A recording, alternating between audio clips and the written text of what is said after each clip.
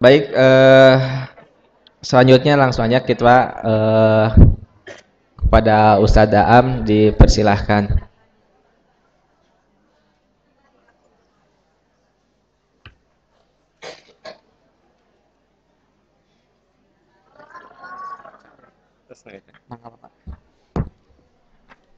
Assalamualaikum warahmatullahi wabarakatuh. Bismillahirrahmanirrahim. Alhamdulillahirabbil alamin. La ilaha illallah wahdahu la syarikalah. Lahul mulku wa lahul hamdu wa huwa ala kulli syai'in qadir. Asyhadu an la ilaha illallah wa asyhadu anna Muhammadan abduhu wa rasuluh. Alhamdulillah, puji syukur milik Allah. Pagi ini kita dipertemukan. Kemarin pada hadir kan? Alhamdulillah. Saya tuh aneh ya. Masih ada yang SMS gini. Ih, nyesel Pak Am nggak ada. Dengar ya, saya mengoreksi. Tolong besok lusa jangan begitu. Aya no SMS tiluan aya. Ya Allah. Terpercaya kudu disampaikan wae.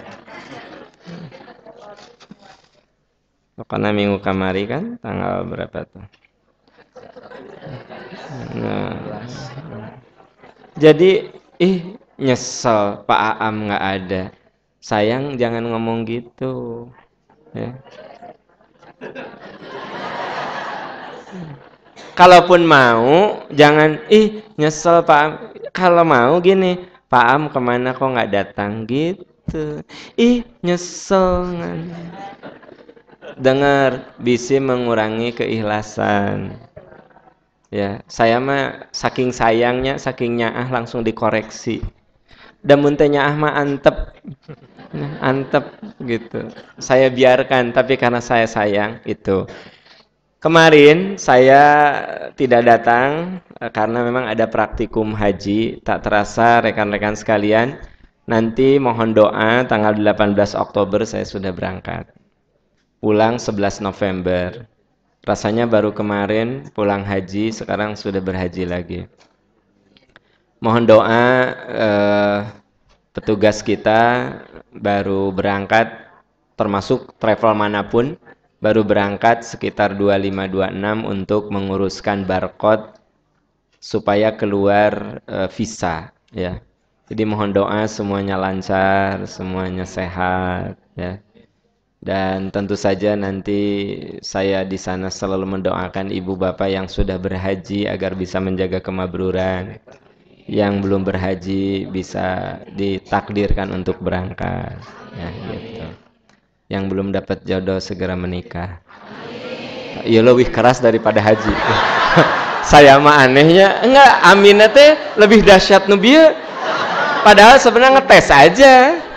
Ternyata jodoh lebih penting dari haji. Beda, adik. Semoga yang belum berhaji bisa berhaji, amin. Dan yang belum dapat jodoh, amin. Ya, Kang Aan. Mulai ya Kang Aan. Parah mereka itu parah. Nah. Baik, kita awali dengan membahas beberapa pertanyaan. Pertanyaan pertama, Assalamualaikum warahmatullahi wabarakatuh. Waalaikumsalam warahmatullahi wabarakatuh. Pak Am, pada saat ini saya sedang dekat dengan seorang pria yang serius.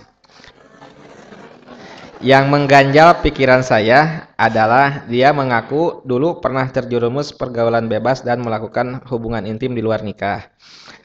Sekarang dia sudah bertobat dan meninggalkan kemaksiatan tersebut. Dia memberanikan diri jujur kepada saya karena dia mengaku serius ingin menikahi saya dan ingin mengawali semuanya dengan keterbukaan.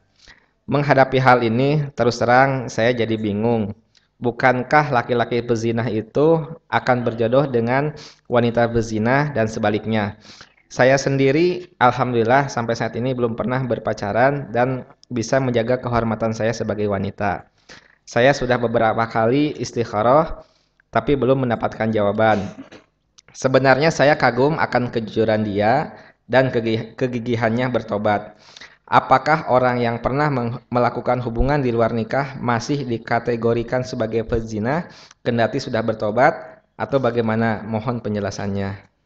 Ya, kalau Anda buka surat Al-Furqan, ya, di situ ada kata-kata illa man taba wa amana wa amila amalan solihan faulaika yubaddilullahu sayyiatihim hasanat wa kanallahu ghafurur rahim. Kecuali orang-orang yang tobat, lalu mereka beramal soleh, maka kami akan ganti keburukan mereka dengan kebaikan. Jadi kalau sudah berhenti, ya nama itu tidak dia sandang lagi.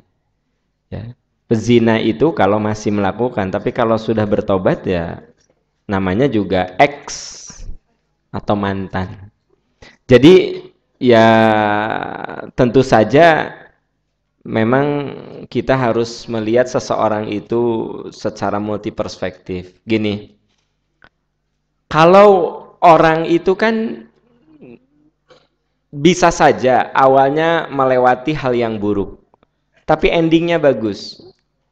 Umar bin Khattab itu salah satu calon penghuni surga. Dan Anda tahu, Umar sendiri mengatakan, seluruh dosa udah saya lakukan. Ya. Pacar Anda mah mungkin cuma berzina aja, Umar mah membunuh. Judi, mabok, rutin lah dia. Rutin banget gitu. Tapi, apa kata Nabi? Aku pernah bermimpi, duduk di sebuah telaga, di sebelah kiri kananku ada sejumlah sahabat-sahabatku. Di antara yang disebut oleh Rasul adalah Umar bin Khattab. Emang orang tuh tipe penghuni surga tuh ada yang dari awal soleh, seperti tipe Abu Bakar. Abu Bakar memang lurus dari awal. Makanya dari awal Abu Bakar mah nyobat sama Nabi. Karena memang banyak sifat-sifat yang sama. Sobat lah itu. Abu Bakar sama Rasul tuh. Makanya Abu Bakar adalah orang yang kategorinya as-sabiqun al-awwalun. Generasi awal yang menganut Islam.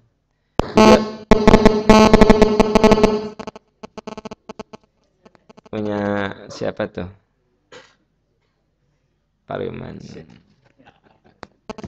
Ternyata dipicen, tapi sian dipulung ke batu.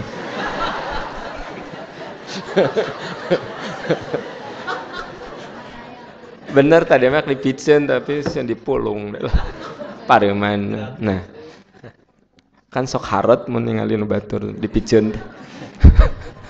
Jadi lupa lagi an bahas nama saya teh. Nah, jadi Abu Bakar itu dari awal nyobat sama Rasul. Makanya begitu Nabi Muhammad menerima wahyu yang pertama, curhat Nabi pertama kepada istrinya. Curhat yang sampai dia bilang selimuti aku. Ya. Istrinya nggak banyak nanya, selimuti aja. Kasih minum supaya tenang. Lalu begitu Nabi Muhammad curhat sama istrinya mengatakan begini, demi Allah, yang datang kepadamu pasti kebaikan. Karena selama saya mengenal kamu, kamu tidak pernah berbuat buruk sama orang lain. Kamu selalu melindungi orang yang lemah, kamu selalu memberi makan fakir miskin, kamu selalu menyayangi orang sekitar kamu. Aku yakin apa yang menimpa dirimu kebaikan. Itu seorang istri yang hebat. Dia tahu karakter suaminya, begitu menimpa suatu yang dianggap buruk, langsung itu pasti kebaikan. Gitu. Kan ayahnya istri nu begitu curhat suami nate. Nya ada ayah mah bodoh, berangan, sieunan. Nah, gitu. Begitu Rasul curhat, coba kalau Siti Khadijah ya tidak bijak, lalaki sieunan atuh. Lawan di gua hiro teh lawan. Gitu. Nah, dengkek deui nah si Susana nah epes meer atuh. Nah. Ya. Maaf, kan ada istri nu kalau suaminya curhat teh bukannya dilindungi, bukannya ditenangkan, dinistakan. Tong seserian gitu istighfar. Nah, gitu. Ya. Nah, setelah Rasulullah cerita sama Khadijah, timbul ketenangan gitu. Curhat lagi sama teman dekatnya, Abu Bakar. Nah, jadi ada orang yang lurus dari awal seperti Abu Bakar. Tapi memang ada juga yang lurus belakangan, seperti Umar. Nah, Umar mah begitu dengar yang namanya Muhammad menyebarkan Islam, langsung dia memang menghunus pedangnya. Hei, siapa yang menemukan Muhammad kasih tahu, gue penggal tuh lehernya. Itu Umar kan gitu. Dia merusak kebiasaan tradisi nenek moyang kita, gitu. Ngeluarin pedang. Terus Umar, jangan cuma ngomong, adikmu itu udah jadi pengikut Muhammad. Gitu. Hah? Adikku? Potong siapa beheungna. Gitu. Mencek bahasa ujung berung mah. Apa? Umar memasukin lagi pedangnya ke sarangka. Sarangka. Nah, si bahasa Indonesia tuan kasih tahu nih. Tuh, dan gitu apa naon sih sarangka bahasa Indonesia nya. Ya. Nah, lalu Umar datang ke rumah adiknya. Kurang ajar. Muhammad mau saya bunuh. Adikku malah dia masuk Islam. Datang. Begitu datang ke rumahnya, adiknya sedang baca Quran. Ya. Umar tersentuh dengan bacaan itu. Lalu kata Umar sambil memegang baju adiknya, ya, apa yang kamu baca? Gitu. Yang saya baca adalah yang diajarkan Muhammad. Dia masuk Islam. Masuk Islam. Jadi yang ingin saya katakan, rekan-rekan, orang tuh macam-macam. Ada yang lurus dari awal. Seperti orang-orang seperti Anda ini lurus dari bayi.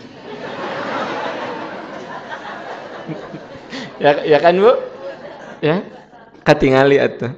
Bapak-bapak mantep. Ya ibu-ibu. Ibu-ibu di sini mah benar-benar dari bayi tos solehah. Nepi ka ayeuna soleh lurus. Tapi ada orang yang seperti Umar. Segala dosa dan maksiat dia pernah cicipi dulu. Ya. Tapi kemudian belakangan soleh. Semoga saja orang yang suka sama Anda tadi tipe Umar. Jadi Anda kalau lihat orang, kalau saya jujur lihat orang bukan masa lalu, sekarang ke depan. Masa lalunya cantik, hebat, soleh. Ari ayeuna kesananya butut. Ada orang yang masa lalunya nista. Kalau sekarang ke depannya bagus. Jadi kalau saya termasuk orang yang masa lalu itu hanya kaca spion saja. Perlu dilihat tapi sekilas. Sebab kalau kita lihat kaca spion terus nyetir nabrak tau nggak? Atau malah maju-maju, kieu karena spion. Ari bawa mobil mah mata mah ke depan. Kaca spion perlu dilihat sekilas saja. Masa lalu itu perlu dilihat sekilas saja. Nah, Anda dalam menentukan jodoh, ya hargai aja kesungguhan dia, ya. Nah, kalau memang kesungguhan dia itu menunjukkan yang luar biasa, apalagi setelah Anda menikah, kemudian Anda bisa membawa dia menjadi lebih soleh, lebih soleh, lebih soleh. Kan Anda punya 2 kredit pahala. Gitu.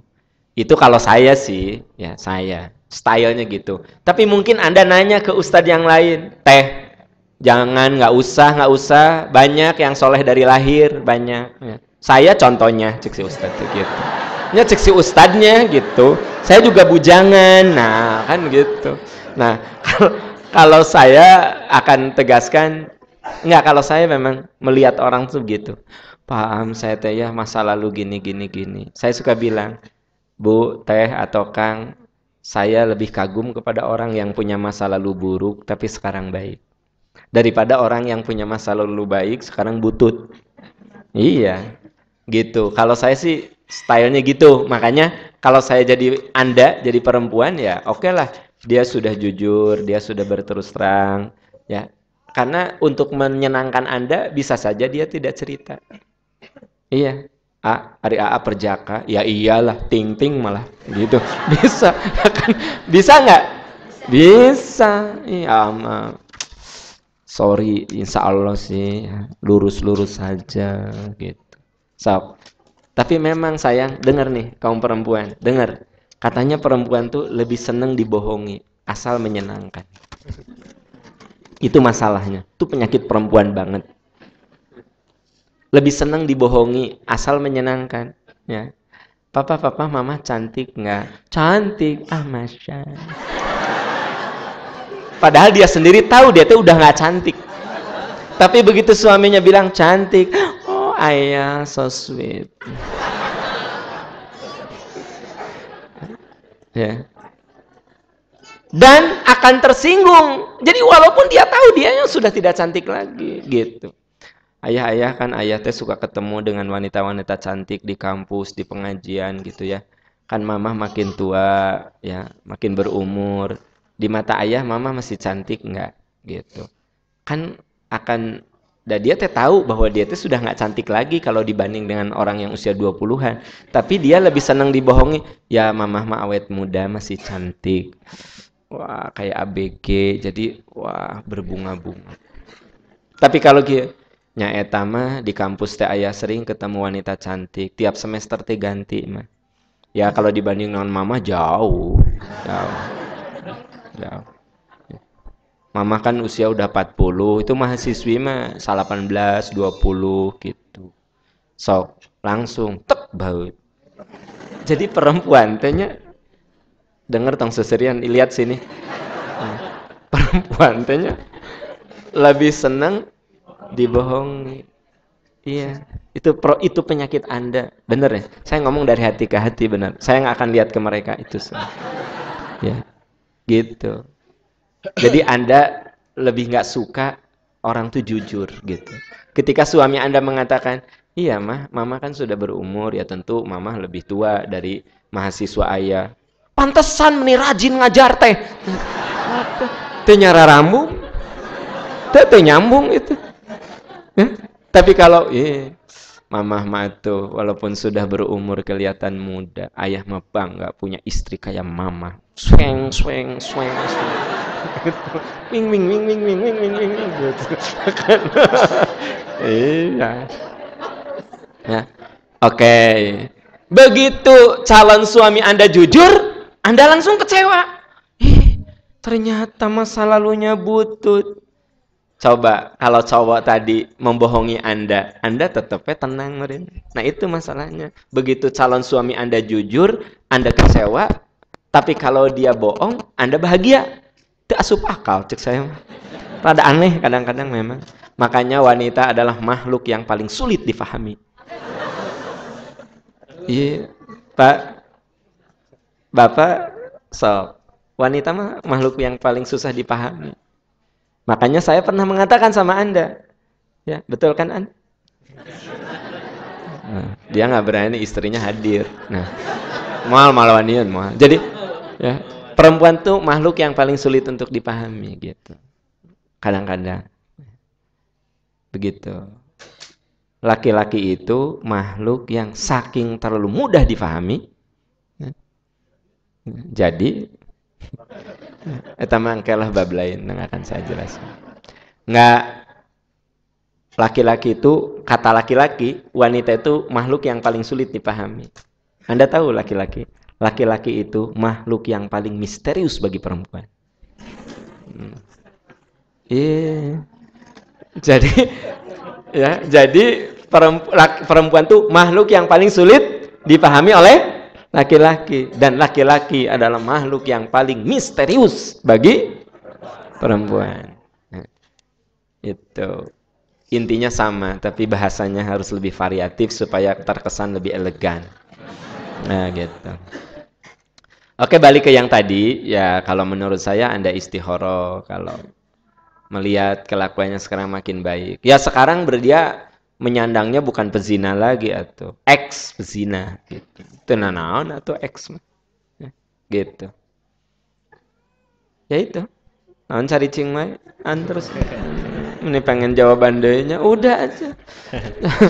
So pengen sesuatu yang lebih.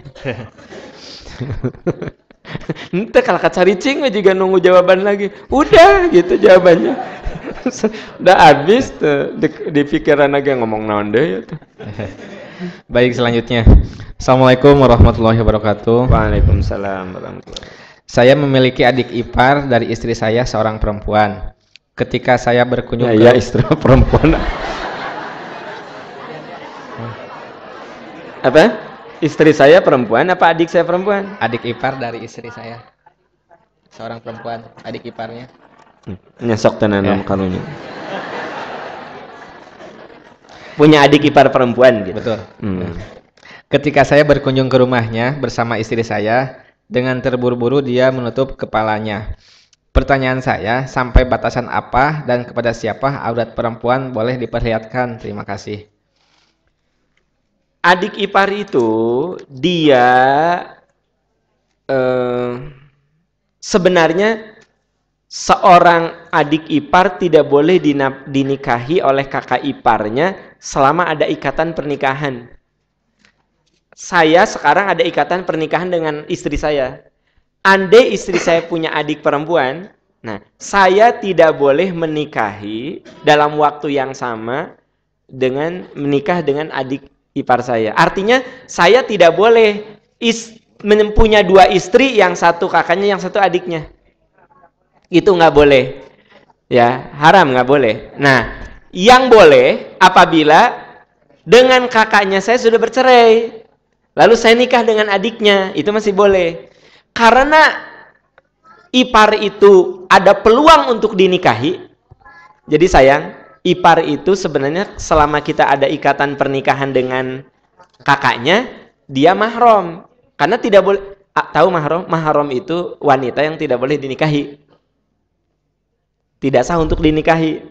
Nah, namun, ada namunnya. Karena dia itu bisa ada peluang untuk nikah, tetap harus menjaga batasan aurat. Bahkan Nabi mengharamkan adik ipar perempuan berada di rumah, haram hukumnya, sementara istri kita nggak ada. Nabi menyebutnya al-hamwa, itu bisa jadi musibah besar. Paham maksudnya? Nah. Kecuali adik iparnya masih bayi. Si istri kita nggak ada ke pasar, urus beta adik ipar. Jangan kata tetangga teh, bapak itu dosa sahur Allah gitu. Karena istri saya sedang ke pasar, kemudian istri saya udah habis suaranya 2,5 jam tuh. Nah, jadi yang tidak boleh itu kalau secara common sense dengan akal sehat kita bakal punya peluang terjadi apa-apa.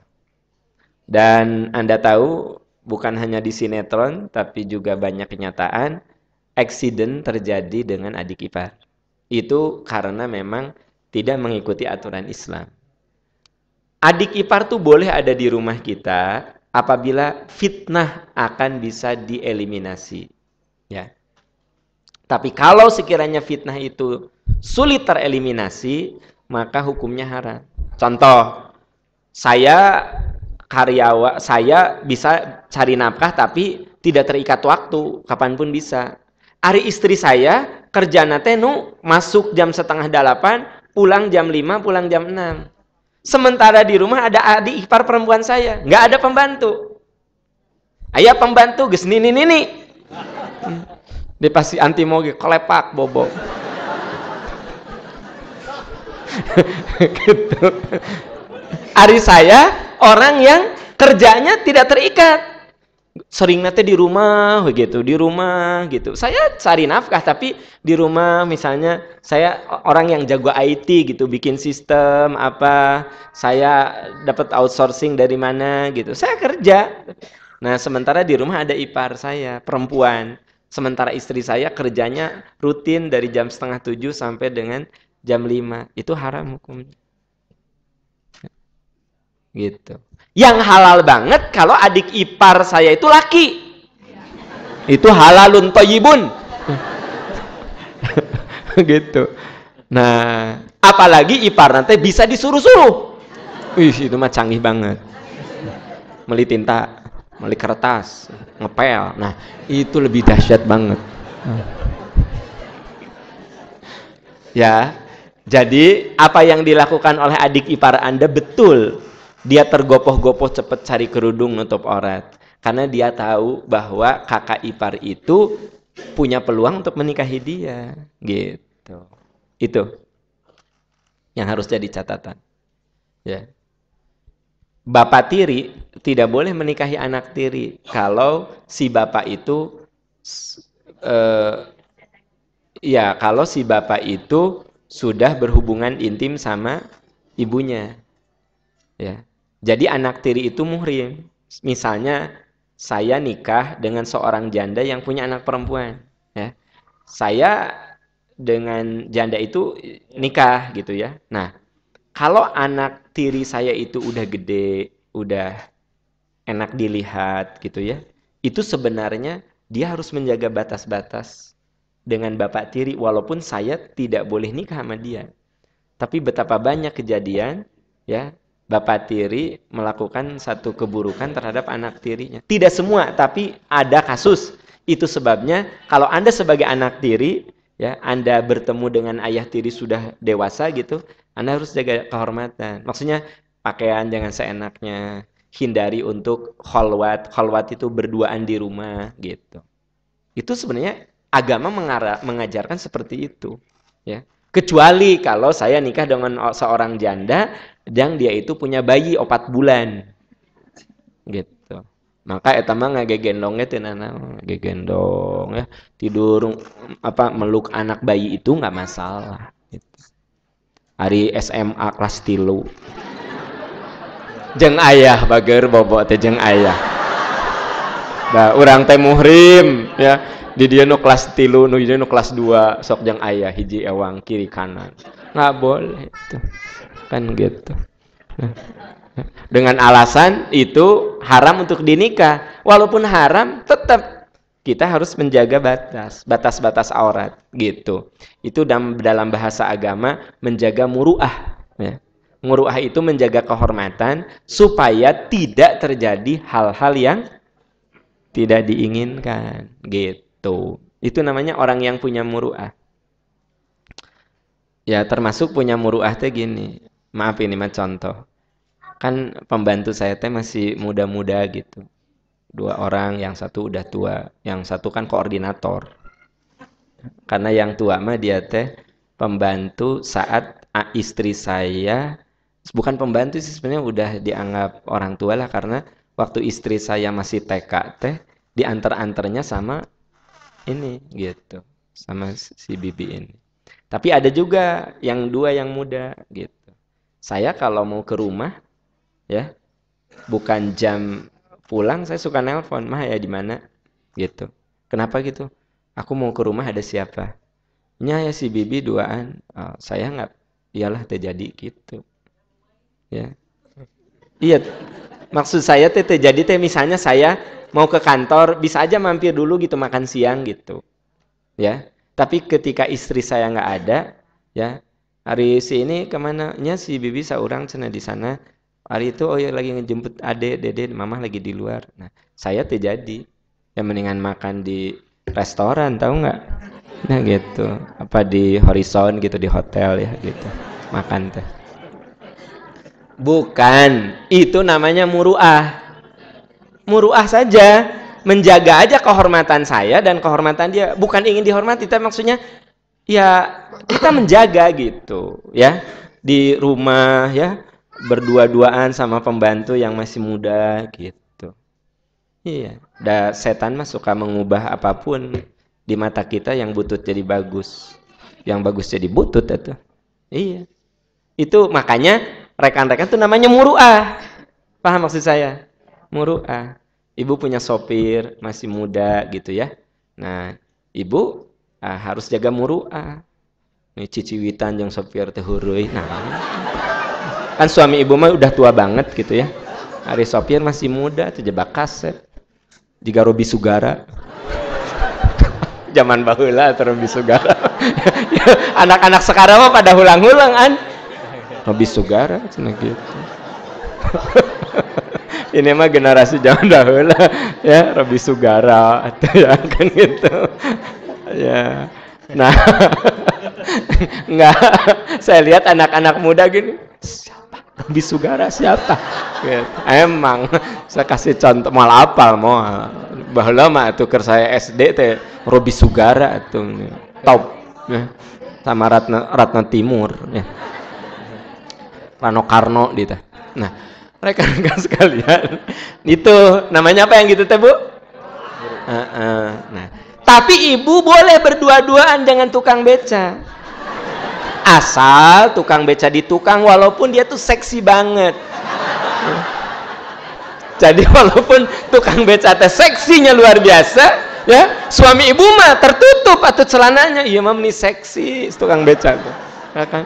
Tapi ibu tidak perlu menjaga muruah, berdua saja. Tahu ibu melihat ke depan, dia ada di belakang. Yang salah kalau ibu lihatnya ke belakang. Itu yang salah. Apa bu? Ya, apa? Ya jadi pokoknya gitulah. Lanjutan. Satu lagi. Ya, baik. Sekali lagi. Assalamualaikum warahmatullahi wabarakatuh. Sorry. Ada tadi udah kejawab kan? Udah terjawab ya? Kenapa harus nutup? Karena bla bla gitu. Ya. Oke. Baik, selanjutnya. Kasian aya nu seseureun teh anu sok naik beca sampai nyobaan Malik. Saya tahu persis itu. Yang ada di yang nyobaan ngalieu kah gitu. Gitu. Ada cek si paham teh nggak boleh Malik ke belakang, gimana sih nyobaan dia?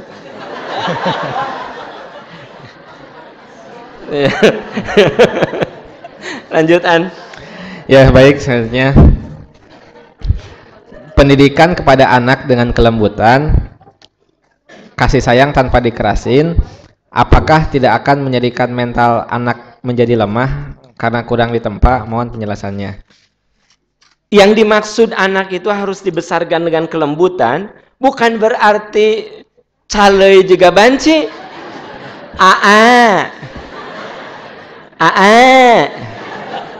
Makan. Bukan gitu. Jeung culak colek ka budak teh. Hai. Bukan gitu atuh. Ya, eta mah lebay. Jadi, tolong di dalam kelembutan itu ada ketegasan. Tapi di dalam ketegasan itu ada kasih sayang. Jadi dalam kelembutan itu ada tegas, tapi di dalam ketegasan itu ada kasih sayang. Tegas tapi kasih sayang gitu. Kalau ibu sudah memarahi anak, ya, setelah dia melaksanakan apa yang ibu lakukan, peluk dia. Mama tuh maaf, mama marah karena mama sayang, gitu. Main terus. Tadi kamu janjinya jam setengah, 1 jam setengah. Sekarang udah 3 jam tahu. Sholat cepet, matiin. Nah, gitu. Ada saat gitu. Anak teh tahu, oh iya, papahnya teh marah, bisa marah gitu. Sholat, udah sholat, peluk. Udah sholatnya? Sudah. Maafin papa ya. Tadi marah. Usahakan jangan diulangi lagi. Kalau kamu janji ke papa 1 jam, ya udah 1 jam. Jadi anak tuh nyadar, papahnya marah teh karena sayang. Jadi yang dimaksud dengan lembut teh bukan berarti nggak pernah marah. Gitu. Anak teh main bola, main ya nak ya. Gitu. Main ya. Ya, main. Pinter. Padahal PR belum dikerjakan, sholat belum, mandi di pagi sampai sore belum. Jelas, hidup itu harus, dalam hidup itu harus ada aturan, dan aturan tuh harus ditaati, gitu. Harus ditaati. Nah, motor, cuci motor tuh kotor gitu. Saya nyuruh nyuci motor ke anak, cuci, ini kotor gitu motor. Sopir ada, sopir teh merenan disangkana saya teh nyuruh ke dia, ya. Langsung ambil selang, jangan, nggak usah sama si A, itu motor si A, gitu.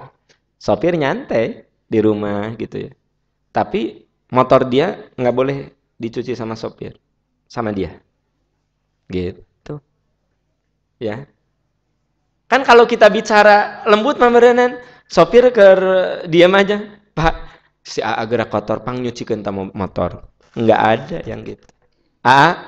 Motor tuh kotor, sekarang hari Minggu cuci. Nah itu nyuruhnya tegas. Jadi yang namanya kasih sayang, itu di dalam kasih sayang harus ada tegas. Di dalam tegas itu harus ada apa? kelembutan. Gitu. Memang rada liar bahasanya. Nah, artinya apa? Kalau anak dibesarkan dengan kasih sayang itu bukan berarti nanti dia tidak bisa survive. Justru ya, untuk bisa survive itu di situ ada disiplin. Gitu. Disiplin. Bu, hari gini ibu nggak bisa ngelarang anak main game. Hari gini ibu nggak bisa ngelarang anak browsing di internet. Hari gini ibu bapak nggak bisa melarang anak nonton sinetron. Nggak bisa. Yang bisa apa? Memanage bagaimana dia bijak nonton, bagaimana dia bijak main game, bagaimana dia bijak browsing di internet. Apa? Belajar berkomitmen. Pulang sekolah nonton, ya. Putri yang ditukar. Ya mah contoh omong-omongnya nih, ya. Ada gitu sinetron itu? Oh. Ya Allah, padahal seomong-omongnya. Ya. Oke. Si anak teh harusnya itu jadwal belajar. Dia nonton, ya. Nah, kita nggak bisa ngelarang. Caranya berkomitmen. Teteh, ada PR kan? Ada. Film ini sampai jam berapa? Sampai jam 7 mah. Denger ya. Udah nonton, jam 7 selesai, matiin. Kerjakan PR. Tak ibu nanti tong hilap deh teteh. Ibu kalahkan nonton di TV sejen. Nonton ibu teh nepi ka jam 8. Nya anak teh kalem we kieu bari ningalian. Si mamah ge eueuh.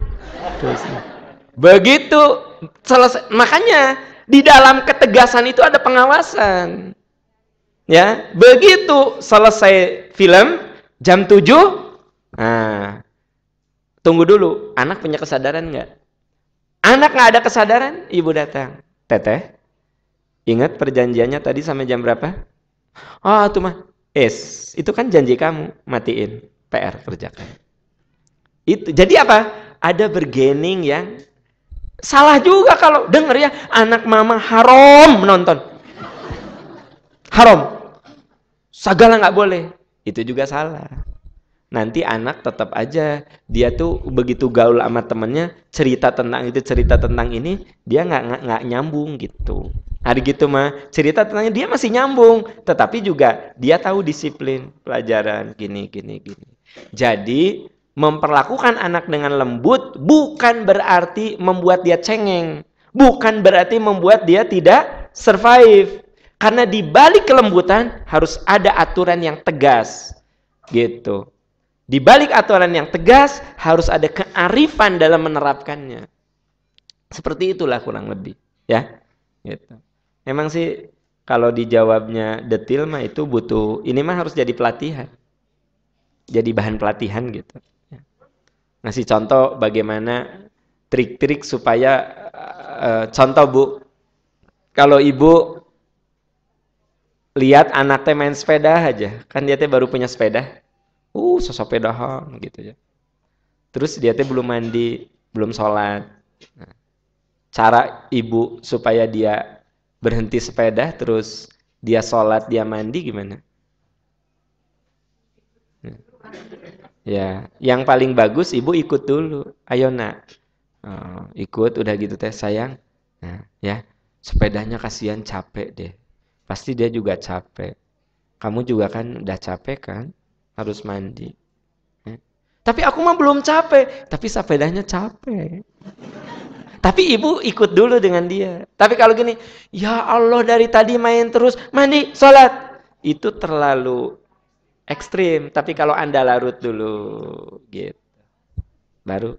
Tapi larutnya jangan di jam 7 sampai jam 8 atau mah budakeun. Ya, jadi ada ilmunya lah yang gitu teh. Ada ilmunya. Oke, Kang Aan, itu saja dulu ya. Baik, alhamdulillahirrahmanirrahim. Demikian bahasan pertanyaan. Semoga bermanfaat dan mohon maaf apabila ada beberapa pertanyaan yang belum sempat dibahas kali ini. Insya Allah di lain kesempatan kita bisa membahasnya. Dan untuk sementara kita break dulu. Kita kasih kesempatan kepada Bapak dan Ibu dan juga teman-teman apabila ingin berinfak, silahkan kepada teman-teman aktivis dipersilahkan.